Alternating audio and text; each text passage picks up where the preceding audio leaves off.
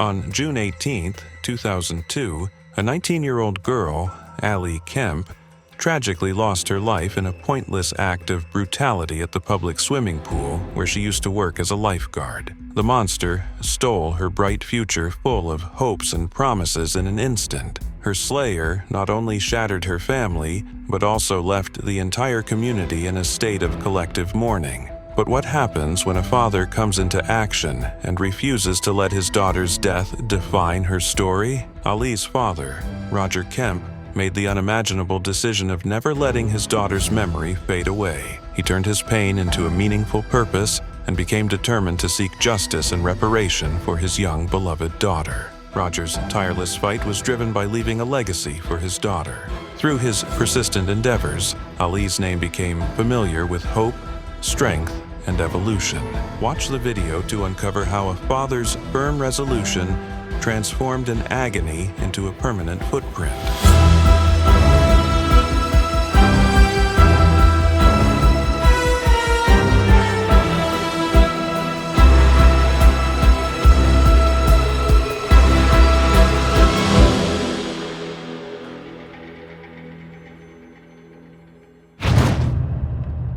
Alexandra Elizabeth Kemp, also known as Ali, was a young, ambitious woman full of potential. Born to Roger and Kathy Kemp, she grew up surrounded by two brothers, Tyler and Drew. Ali excelled as an honors student at Blue Valley North High School. Her academic achievements demonstrated her passion for learning and growth. She also played various leadership roles in student government and clubs, inspiring the student community and her peers. After passing out from high school, Ali chose Kansas State University for higher studies. She also became a member of the Pi Beta Phi sorority, where she shared her passion for philanthropy, leadership, and sisterhood to empower women. After her freshman year in 2002, Ali returned home to Leawood to spend the summer with her family. There, she got a summer job as a lifeguard at the neighborhood swimming pool where she worked with her brother. Ali adored her job and used to find joy and fulfillment in keeping her community safe.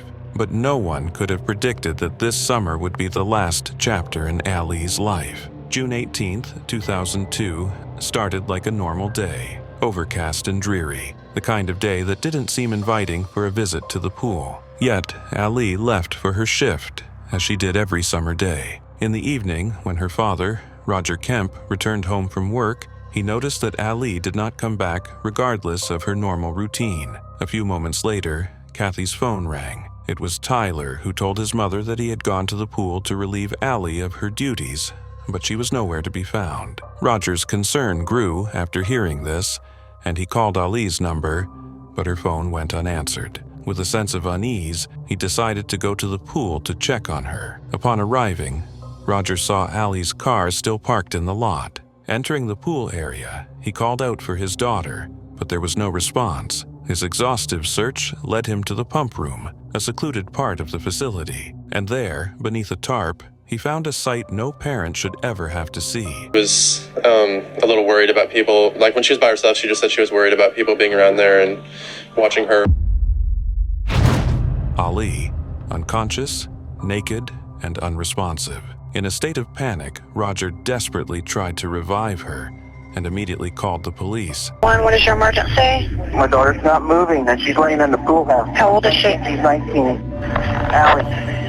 There's clear at 1729. Oh, Allie. Oh, Allie. Oh, honey. Honey. Allie, stay with us. Stay with us. Are you there? She's not moving. She's not moving. Allie, honey. Allie. Allie, come to us. Does it appear that she's breathing? I can't tell. Ali was rushed to the hospital, but it was too late. She had been brutally attacked and left to die in a place she had always considered safe. The news of her murder spread like wildfire, casting a dark cloud over the Leawood community. Grief and disbelief engulfed everyone. Candlelight tributes were held at the pool's entrance. Family, friends, and neighbors joined together to honor Ali's beloved memory. This grief gave way to determination, and the community was strongly committed to find Ali's killer and seek justice for her. The entrance of Foxborough Pool crowded with friends and neighbors paying their respects. Flowers and mementos pay tribute to a young life come to a violent end.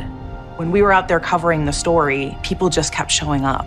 And I hope they find him, the guy that did it, and I hope she didn't suffer long.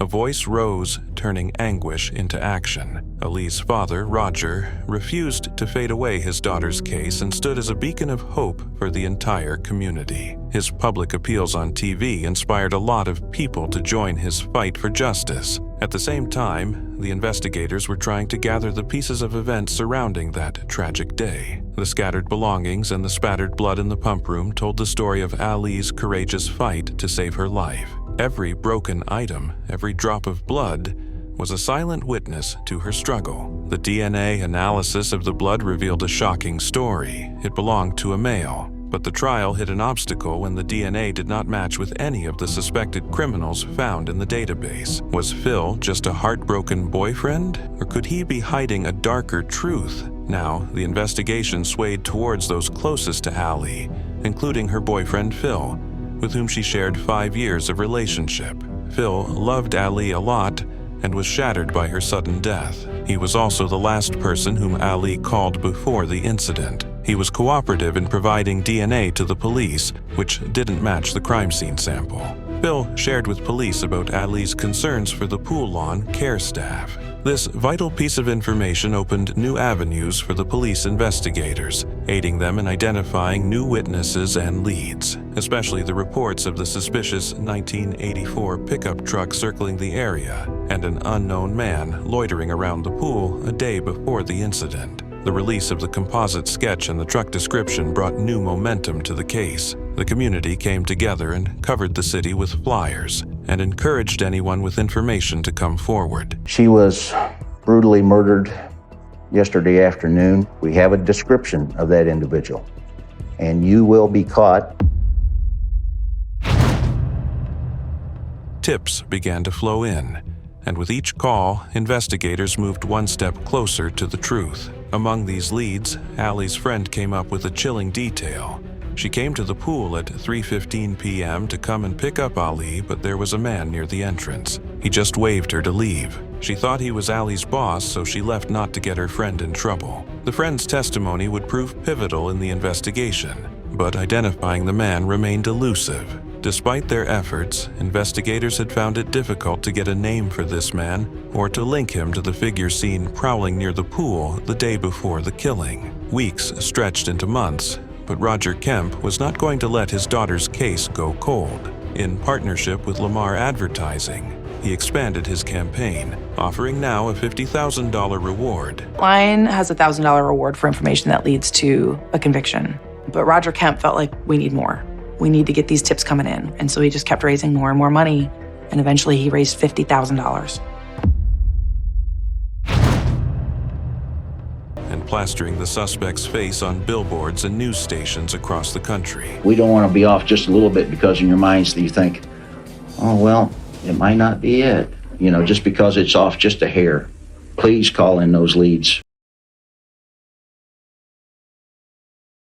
But July 2002 passed without a major breakthrough, and hopes began to fade. Then, in February 2003, 8 months after the crime, police finally arrested a man in Missouri who looked eerily similar to the sketch. James Strader, a known predator with a long history of sexual violence in both Missouri and Kansas. Detectives brought Strader to Leawood for questioning. Sure, they had their man. He looked like the sketch. He had a pickup truck. He was wanted for other rapes. That's when we thought, well, that connection is clear. He's the guy. We got him. But when he was interrogated, Strader denied knowing Ali or having been involved in the crime. As a last measure, police collected his DNA, sending it for testing against the evidence at the scene. A few days later, the results came back, shocking everyone. Strader's DNA did not match. The man they thought was the predator who had taken Ali's life wasn't the killer after all. The case was back to square one, and Ali's real murderer was still out there, free to strike again. It was now June 18th, 2003. Exactly 1 year since Ali's murder, yet there were still no answers, no justice, and no sign of the suspect. Frustration and heartbreak weighed heavily on Roger Kemp, but he didn't give up. Then, one day, while driving down the interstate, something caught his eye, a towering billboard overlooking the highway. And in that moment, an idea struck him. Why not use billboards to keep Ali's case alive? I remember thinking Roger Kemp was an amazing father because he was so driven to find who did this to his daughter. He was such a warrior and a champion for Ali. At the time, using billboards to track down a criminal was unheard of. Even those supporting Roger had their doubts, but he was convinced it could work. Before long, massive billboards featuring the suspect's sketch and a reward offer dominated highways, demanding attention from every passerby. I was driving down the interstate and I saw a billboard. You have all these eyes that are looking at the billboard, thousands a day. And I thought, well, why not? Why couldn't we do this on a billboard? The response was immediate. Tips flooded in, some uncertain, others more promising. But one name kept surfacing: Ted Hoover. Not only did he match the suspect's description, but he also drove an old tan pickup truck and, ominously, owned a pool company. Then, the investigation reached a critical milestone when one caller provided his home address. Detectives didn't waste any time. They drove straight to Hoover's house, and there they found a maroon Ford pickup in the driveway. An officer knocked on the door, preparing himself. Hoover answered, calm but cautious. When asked where he was on the day of Ali's murder, his answers were vague. Suspicions grew, and detectives asked him for a DNA sample. Hoover hesitated. He said that he needed to talk to his lawyer first. That one hesitation sent red flags flying. Then, before police could press him further, they came to know that Hoover fled the state. The investigators searched databases across the country, but Hoover was nowhere to be found. No records, no sightings. A few days later, Connecticut authorities made a surprising discovery while running a routine background check at one of Hoover's former addresses. Authorities contacted the local post office, which revealed that a man matching Hoover's description was living with her under the name of Benjamin Appleby. The evidence was mounting as Hoover had resurfaced once again. Detectives contacted Connecticut State Police, requesting them to keep surveillance on Appleby. Authorities quickly dug into Appleby's past and confirmed their suspicions. He had a history of troubling behavior and was wanted for several serious offenses, including risk of injury to a minor, disorderly conduct, and public indecency. On November 8, 2004, Appleby was arrested in a small house. More than 2 years had passed since the murder of Ali Kemp. However, an arrest was not enough. Investigators still required a confession above and beyond a simple name change or suspicious past. Kansas investigators arrived, ready to confront the man they believed had killed Ali. The interrogation room had been transformed into a visual showcase of evidence. A massive poster spanned the entire wall, featuring a prominent photo of Appleby. Radiating from the photo were several arrows, highlighting key pieces of evidence: Appleby's whereabouts, his alibis, his connections, his past, and most notably, his lies. As Appleby entered the room, he froze, shock etched on his face. Appleby admitted to lying about his being in the pool on the day of the incident. He revealed that he had indeed seen Ali and approached her, relying on his pool company uniform to blend in. When Ali entered the pump room, Appleby followed her. And I hit on her. Some small talk. I don't remember exactly what I said. Just didn't, wasn't interested in anything I had to say. And I was blocking the doorway. They engaged in small talk, but Ali was uninterested. Appleby's actions escalated, and he touched her, prompting her to punch him. In a fit of rage, Appleby attacked Ali, tearing her clothes off. He struck her multiple times, recalling hits to her back and face. When asked if he had killed her, Appleby hesitated before admitting to strangling Ali, though he couldn't recall what he used. At the time, Appleby claimed he didn't believe Ali was dead. The incriminating confession was caught on tape, providing the crucial evidence detectives had been seeking. After a long and arduous wait, justice was finally within reach. The trial began in November 2005, with Ted Hoover, aka Benjamin Appleby, facing charges of murder and rape in connection with Ali Kemp's death. The jury deliberated for only 2 hours before delivering a guilty verdict for capital murder, bringing closure to the case. I hit on her, I touched her. Not hard, nothing. Either on the shoulder or the hip or something. She pushed me back, and she punched me. Lost it. I took her clothes off with the intention of trying to have sex with her. I don't know how many times I hit her. I hit her back. I hit her in the face, I think. Ali's family and friends, having waited for years for justice to be served, broke down as they witnessed retribution. Appleby was given a 50 years to life sentence with no chance of parole until 2054. He could never harm another innocent person again. For Roger Kemp, the ruling arrived with a bittersweet sense of closure. He would have to accept that he could never bring his daughter back into his life, but he could finally let her memory go to rest, knowing that the man would never walk free ever again for the life he took. Roger Kemp's journey is a testament to the power of resilience and determination. After his daughter, Ali, was tragically taken from him, Roger vowed to ensure that no other family would have to endure the same anguish, establishing the Allison Kemp Educational Foundation. Through the foundation, Roger has enabled over 68,000 women to learn life-saving self-defense techniques, empowering them to protect themselves in a sometimes unforgiving world. His impact extends beyond his local community,